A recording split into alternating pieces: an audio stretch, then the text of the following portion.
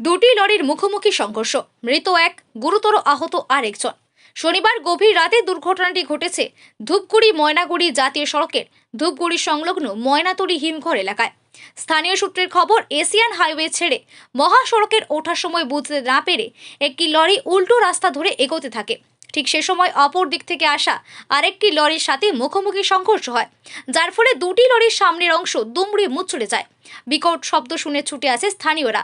এরপর খবর পেয়ে ঘটনাস্থলে পৌঁছায় ধূপগুড়ি দমকল বাহিনী এবং পুলিশ। তড়িঘড়ি আহতদের উদ্ধার করে ধূপগুড়ি মহকুমা হাসপাতালে নিয়ে যাওয়া হলে কর্তব্যরত চিকিৎসক একজনকে মৃত বলে ঘোষণা করেন, বাকি আরেকজনকে অবস্থা আশঙ্কাজনক। এই দুইটাই লরি মুখোমুখি সংঘর্ষ হয়। হ্যাঁ মুখোমুখি সংঘর্ষ। হ্যাঁ মুখোমুখি সংঘর্ষ হচ্ছে। ওই ঝুমুর যে রাস্তাটা আছে না, ওই রাস্তাটার ক্রসিং রাস্তাটা নিরন্তর হাওয়ায় উল্টার রাস্তা চলে আসছে। উল্টো দিকে আসছে একটা গাড়ি। হ্যাঁ ওইটা এসে এইটার সঙ্গে এটা কয়টার দিকের ঘটনা? রাত্রি 1টা 1:30 হবে।